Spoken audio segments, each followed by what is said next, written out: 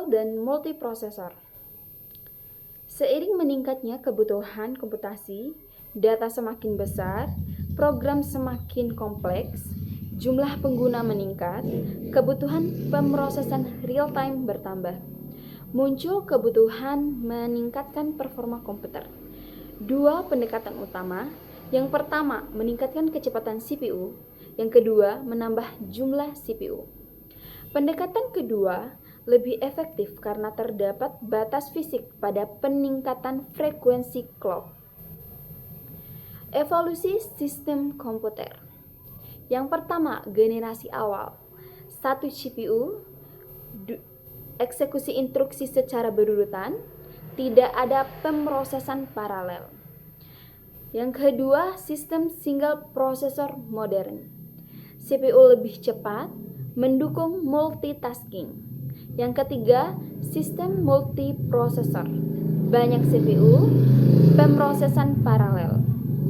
Yang keempat, sistem multi-core. Banyak inti dalam satu chip. Dan yang terakhir, superkomputer. Ribuan prosesor bekerja bersamaan. Definisi single processor.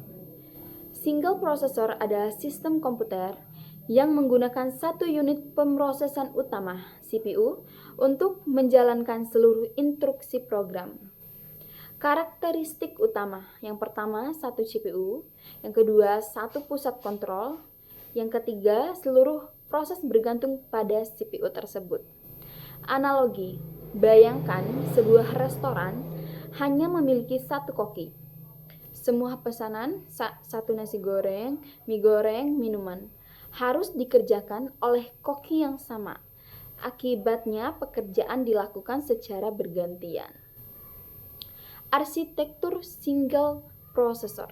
Komponen utama, CPU, pusat pemrosesan, main memory, penyimpanan instruksi dan data, input device, memasukkan data, output device, menampilkan hasil, sistem bus, media komunikasi antar komponen. Struktur internal CPU. CPU terdiri dari satu control unit, yaitu CPU, mengendalikan seluruh operasi komputer. Tugasnya ialah mengambil instruksi, menerjemahkan instruksi, dan mengontrol eksekusi.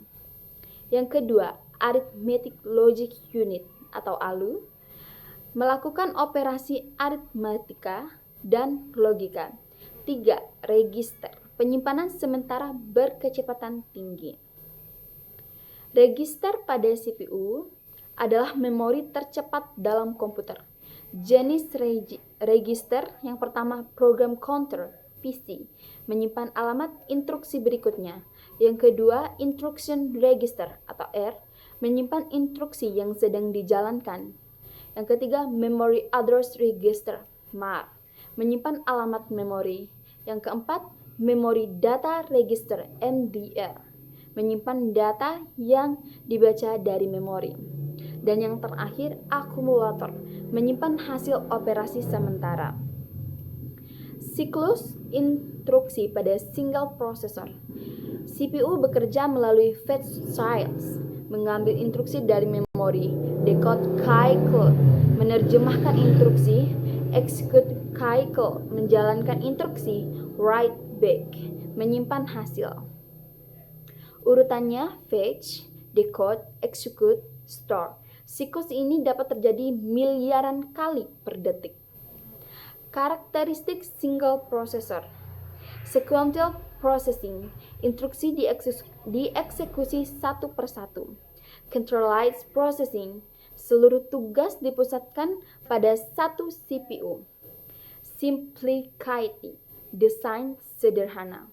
Low cost, biaya rendah. Easy maintenance, perawatan mudah.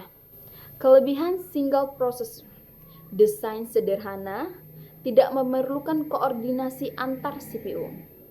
Mudah diprogram. Program lebih mudah dikembangkan. Konsumsi daya rendah, lebih hemat energi. Harga murah. Biaya produksi lebih rendah. Stabil. Kesalahan sinkronisasi hampir tidak ada. Kekurangan single processor.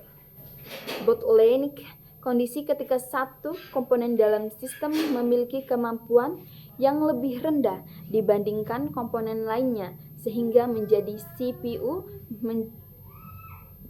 menghambat kinerja seluruh sistem.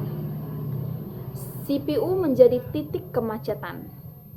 Kinerja terbatas, tidak dapat memproses banyak pekerjaan sekaligus. Tidak toleran terhadap kegagalan. Jika CPU gagal, maka seluruh sistem berhenti. Skalabilitas rendah, sulit meningkatkan performa. Latar belakang lahirnya multiprosesor. Permasalahan single processor. Yang pertama, keterbatasan clock speed. Yang kedua, panas berlebih. Yang ketiga, konsumsi daya meningkat. Yang keempat, kinerja tidak mampu mengikuti kebutuhan aplikasi modern. Solusinya adalah menambahkan lebih banyak prosesor. Lahir konsep multiprocessing. Definisi multiprosesor. Multiprosesor adalah sistem komputer yang memiliki 2 atau lebih CPU yang bekerja sama untuk menyelesaikan tugas. Tujuannya ialah meningkatkan kecepatan, meningkatkan throughput, meningkatkan keandalan, mendukung komputasi paralel. Konsep dasar multiprosesor. Pada sistem multiprosesor, CPU 1, CPU 2, CPU 3, CPU 4 bekerja secara bersamaan. Contoh, 1000 data dibagi CPU 1, CPU 2, CPU 3, CPU 4 dibagi rata menjadi 250 data. Pekerjaan lebih cepat. Tujuan multiprosesor. Meningkatkan throughput, jumlah pekerjaan per satuan waktu meningkat. Mengurangi waktu proses, banyak CPU bekerja simultan. Fault tolerance. Jika satu CPU gagal, sistem tetap berjalan. Resource sharing, berbagi memori dan perangkat I/O. Struktur multiprosesor. Komponen. Multiple CPU, lebih dari satu prosesor. Shared memory, memori digunakan bersamaan. Interconnection network, jalur komunikasi antar CPU. Shared I/O, perangkat input-output digunakan bersama. Interconnection network, media komunikasi antar CPU. Jenis yang pertama bus, paling sederhana. Yang kedua crossbar switch, kecepatan tinggi. Yang ketiga multi-stack network, digunakan pada sistem besar. Hypercube digunakan pada superkomputer. Fungsinya adalah pertukaran data, sinkronisasi, dan koordinasi tugas. Jenis multiprosesor berdasarkan kontrol. Yang pertama asymmetric multiprocessing atau AMP. Terdapat master processor mengatur sistem, slave processor menjalankan tugas. Symmetric multiprocessing SMP. Semua CPU memiliki hak yang sama, lebih fleksibel, paling banyak digunakan saat ini.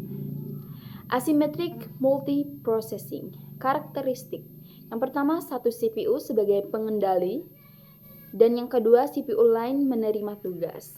Kelebihannya ialah manajemen sederhana, dan kekurangannya ketergantungan pada master. Dan jika master gagal, sistem terganggu. Symmetric multiprocessing, karakteristik. Semua CPU setara, berbagi memori, berbagi sistem operasi. Keuntungan, distribusi beban lebih baik, kinerja lebih tinggi, tidak bergantung pada satu CPU. Shared memory architecture. Semua CPU mengakses memori yang sama. Keuntungannya adalah komunikasi cepat, pemrograman